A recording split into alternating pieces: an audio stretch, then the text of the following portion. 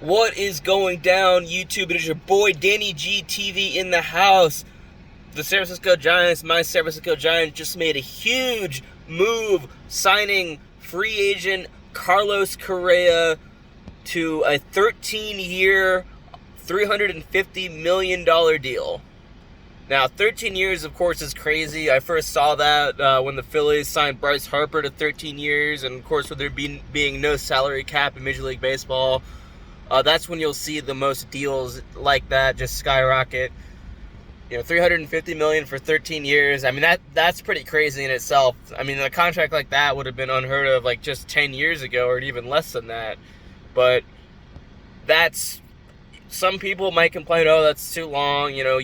He's 28 now. He'll be 30 in a couple years. Maybe that's not the right move to sign him for 13. I don't want to hear that right now, because the Giants have been in need of a slugger, in need of a big-name free agent for years. Since the last time they've signed a big-name free agent in the offseason was when they signed Barry Bonds in 1993. So I don't want to hear shit about, 13 years. That's way too much to sign a player that's going to be 30 in a couple of years. Like, shut up. No, it isn't.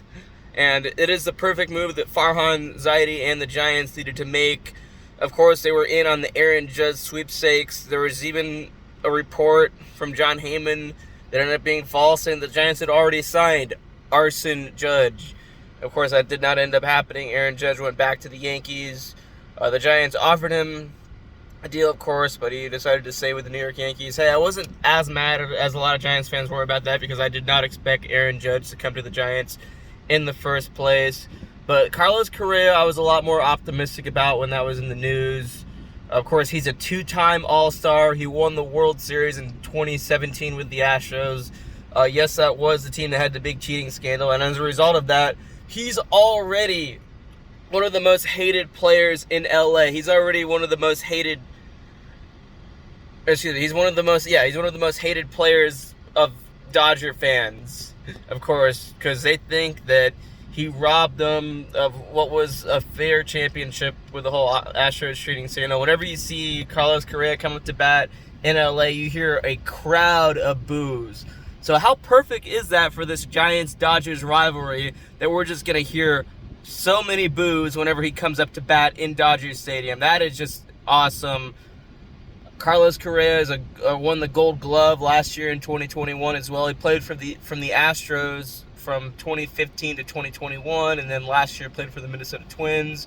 And I believe the Minnesota Twins did in fact offer him, I think, 10 years, something like $280 million, something like that. But Carlos Correa went to the more desirable city, San Francisco, and went to the more desirable organization in the San Francisco Giants, and of course went to the organization that was offering him more money and a bigger contract, with the Giants offering $350 million for 13 years. So of course, I think Carlos Correa made the right move. Farhan Zaidi definitely did what he needed to do this offseason, because he was getting grilled, rightfully so, for missing out on Aaron Judge. But again, I didn't think he was going to leave the Yankees.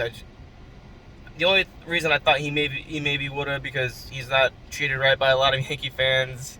They don't care that he broke the single season home run record. He's been booed a good majority of times. But he decided, of course, they are the most historic team, and they are a team that made the playoffs last year. And him being from Northern California and growing up a Giants fan, I thought there was a little bit of a chance we might get him, but I was more leaning on the fact that he probably would stay in New York. And of course, with Carlos Correa being a shortstop, there was talk, what is that going to mean for Brandon Crawford? I believe it was reported that Brandon Crawford is going to play third base this year, and Carlos Correa will play shortstop. I don't know if that was confirmed, but Brandon Crawford isn't going to play every day, so Carlos Correa, will be the main shortstop, and Brandon Crawford will play on shortstop on the days where Carlos Correa doesn't play. But anyway, this was a great move for the Giants. Really optimistic about the 2023 season with the San Francisco Giants. Good move, Giants. Good move, Farhan Zaidi. Danny G is out. Peace.